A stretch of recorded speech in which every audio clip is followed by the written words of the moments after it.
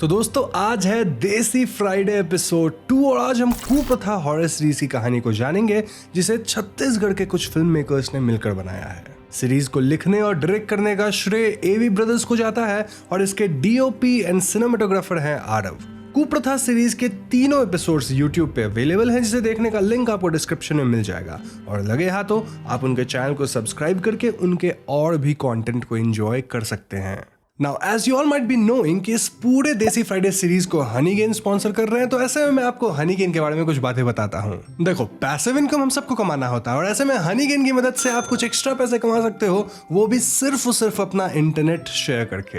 अब इन पैसों से आप मिलियनेयर नहीं बन जाओगे, लेकिन हाँ, आपके नेटफ्लिक्स, स्पॉटिफाई या इन गेम परचेजेस का खर्चा जरूर निकल जाएगा। It's just like Airbnb and Uber आपके मोबाइल फोन के लिए। अब पैसे कमाए कैसे? वेल, आपको अपने किसी भी डिवाइस पे हनी गेन को इंस्टॉल करके रन करते हुए छोड़ देना है एंड वॉइला, आप पैसे कमाने लग जाओगे। इसमें अगर आप जंप टास्क को इंटीग्रेट करते हो तो कोई थ्रेशोल्ड नहीं होगा और आप 50% तक एक्स्ट्रा कमा पाओगे। अब यहाँ आपके दिमाग में सवाल होगा कि हनी गेन कितना सेफ है? वेल, इट्स 100% सेफ, क्योंकि यहाँ आपकी जो इंटरनेट है उसकी मदद से बिजनेसेस पब्लिक डेटा गैदर करती है, like best deal, online prices इत्यादि, और इससे बिजनेसेस की मदद होती है। मोरओवर ये सारा प्रोसेस एनक्रिप्टेड है, तो चिंता की कोई बात ही नहीं। तो ये सब सुन के वेट मत करो, लिंक डिस्क्रिप्शन और पिन कमेंट में है, उस पर क्लिक करके हनी गेन को इंस्टॉल करो और वहां मेरा कोड हॉन्टिंग यूज करना मत भूलना, ताकि साइन अप के वक्त आपको एक्स्ट्रा $5 मिल जाए। तो कमाओ थोड़े passive income, install Honey gain now. और इसी के साथ लेट्स रोल द इंट्रो।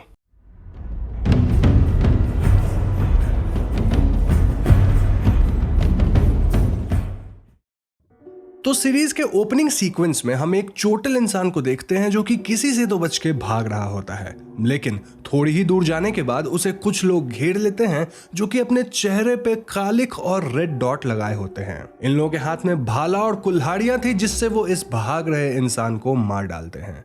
यहाँ से कहानी 3 साल आगे शिफ्ट होती है, जहां हम 5 दोस्तों को अपने कार में एक गांव की तरफ आते देखते हैं। ये पांचों शायद यहाँ वेकेशन में ट्रेकिंग करने आए थे और इनके नाम थे आरव, हितेश, विहान, रोशन और अवंतिका। गांव में ये लोग एक कॉटेज में रुकते हैं जो कि देखने में काफी पुराना था। अब इस पॉइंट पे हम एज ए व्यूअर कुछ चीजें नोटिस कर पाते हैं। फॉर एग्जाम्पल, रोशन और अवंतिका कपल थे, लेकिन रोशन अवंतिका का बिल्कुल ख्याल नहीं रखता था, वहीं अवंतिका उसके हमेशा पीछे पीछे भागती थी। अब ये बात विहान को खटकती थी, क्योंकि शायद विहान अवंतिका की तरफ थोड़ा अट्रैक्टेड था। नाउ हितेश हमेशा अपने गोप्रो में व्लॉगिंग करता रहता था और आरव को वो भाई भाई कहता था। खैर, उस रात रोशन रात को पीकर बाहर हल्का होने चाहता है जब उसे वहां कुछ लोग घेरने लग जाते हैं। ये वही लोग थे जिन्हें हमने सीरीज के पहले सीन में देखा था और रोशन किसी तरह इनसे बच के अपने कमरे में आता है। यहाँ अवंतिका नोटिस कर लेती है कि रोशन थोड़ा परेशान दिख रहा है, लेकिन रोशन उसे कुछ नहीं बताता।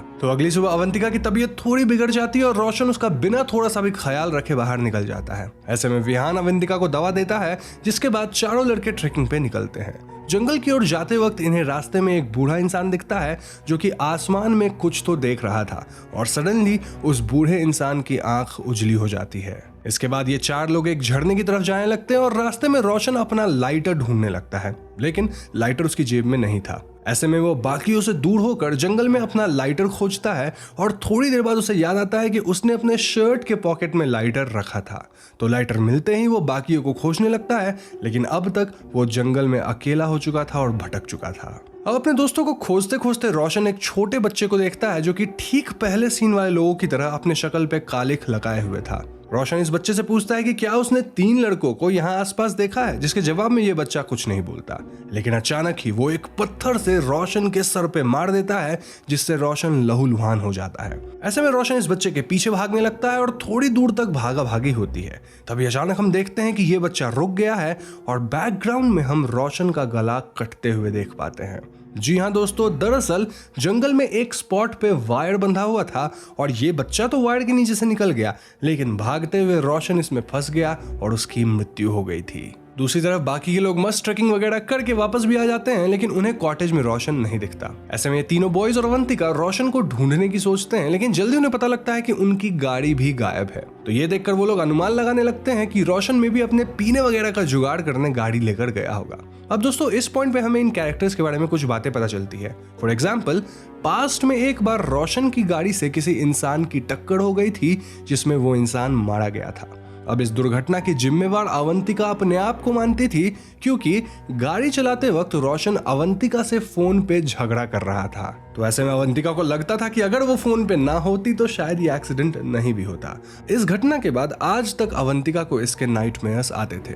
ये सुनकर विहान अवंतिका से कहता है कि तुम्हारी कोई गलती नहीं थी, क्योंकि रोशन की तो आदत है पी के गाड़ी चलाने की। ना हम आरव की भी एक कहानी जान पाते हैं, जहां पास्ट में वो अपने भाई के हॉस्पिटल में काम करता था। तो एक रात ऑपरेशन वार्ड में किसी पेशेंट को होश आ जाता है, जो कि दर्द से कराहने लगता है। ऐसे में आरव हड़बड़ा कर उसे गलत दवा दे दिया, जिससे उस पेशेंट की मौत हो गई थी। अब क्योंकि यह हॉस्पिटल आरव के भाई का था, तो इस दुर्घटना को दबा दिया गया, लेकिन आरव को यह चीज आज तक हॉन्ट करती है। नाउ बाय द टाइम हम इन कैरेक्टर्स की कहानी जान पाते हैं, पैरेलल में हम इस गांव के लोगों को किसी तरह का रिचुअल करते देखते हैं, जिसमें वो रोशन के खून का इस्तेमाल कर रहे थे। जी हाँ, इस रिचुअल को वही बूढ़ा इंसान आंखों पे पट्टी बांध के कर रहा था, जिसे ये 4 दोस्त मिले भी थे। वो था ना जिसकी आंख उजली हो गई थी, वह इंसान, और गाँव के बाकी लोग उसे फॉलो कर रहे थे। Anyways, coming back to the main plot, well सभी लोग कॉटेज में ही थे, जहाँ हितेश बोर होने लगता है और वो जंगल में अकेले ही व्लॉगिंग करने चला जाता है। यहाँ एक पॉन्ड के पास उसे एक खूबसूरत गांव की लड़की दिखती है और वो उसका पीछा करने लगता है। थोड़ी दूर जाने पे वो लड़की तो कहीं गायब हो जाती है, लेकिन गांव वाले हितेश को बंदी बना लेते हैं। इसके बाद वो हितेश को कुल्हाड़ी से मारकर उसके खून का इस्तेमाल रिचुअल में करते हैं। दूसरी तरफ अवंतिका अपने फोन में नेटवर्क लाने के चक्कर में जंगल के अंदर चली जाती है और थोड़ी दूर जाने के बाद वो गांव वालों को हितेश के मृत शरीर के साथ रिचुअल करते देख लेती है। ऐसे में वो डर के भागती है और बाकियों को ढूंढने लगती है। ना कमिंग टू आरव, वो खुद अपने पास्ट की बातें सोचकर थोड़ा परेशान था और तभी गांव वाले आरव पे भी हमला कर देते हैं। वो किसी तरह एक बंदे से पानी में लड़ते हुए अपनी जान बचाकर भागता है और अब तक शाम भी हो चुकी थी। नाउ अवंतिका, जो कि बाकियों को ढूंढ रही थी, उसे विहान मिल जाता है, जिससे वो सब बताती है। विहान और अवंतिका यहाँ से भागने की कोशिश करते हैं, लेकिन गांव वाले इन्हें घेर लिए थे। तभी अचानक सभी गांव वाले इनका रास्ता छोड़ देते हैं, लेकिन इस पॉइंट पे विहान अवंतिका के हाथ को जोर से पकड़ लिया था और उसका एक्सप्रेशन बदल चुका था। जी हाँ दोस्तों, वो अवंतिका को थप्पड़ मार के बेहोश कर देता है और जब अवंतिका को होश आता है तो वो खुद को बंधा पाती है। इस पॉइंट पे हम विहान को भी गांव वालों की तरह कालिख लगाते देख पाते हैं, विच क्लियरली मेंट कि वो भी इस गांव से जुड़ा हुआ था। जी हाँ दोस्तों, विहान कहता है कि वो इसी गांव से है, जिसके बाद वो गांव की कहानी सुनाना शुरू करता है। तो आज से तकरीबन 40 साल पहले इस गांव में अकाली छा गई थी और कई लोग भूख प्यास से मर रहे थे। ऐसे में यहाँ एक तांत्रिक टाइप का बंदा आता है और वो इनके गांव की कंडीशंस को ठीक करने का वादा करता है, लेकिन उसके लिए गांव वालों को एक रिचुअल करना था, जिसमें 4 इंसान को मारकर उनका खून चढ़ाना था। ये एक कुप्रथा थी, जिसमें गांव वाले अनजाने में शैतान को पूजने लग गए थे और अब उन्हें हर 3 साल पे ऐसे ही 4 लोगों को मारकर उनके खून से कुप्रथा करना होगा।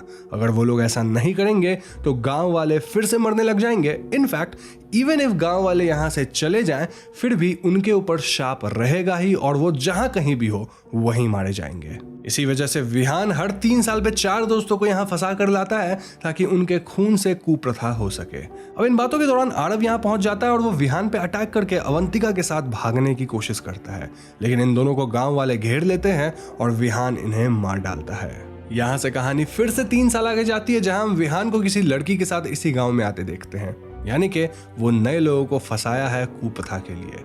इनफैक्ट इस बार तो ये लड़की विहान की गर्लफ्रेंड लग रही थी। इसी के साथ सीरीज खत्म हो जाती है। तो दोस्तों, ये थी कुप्रथा सीरीज की एक्सप्लेनेशन और यहाँ मैंने थियरीज को भी कहानी के साथ ही एक्सप्लेन कर दिया है। मुझे पर्सनली फिल्म की सिनेमेटोग्राफी काफी पसंद आई।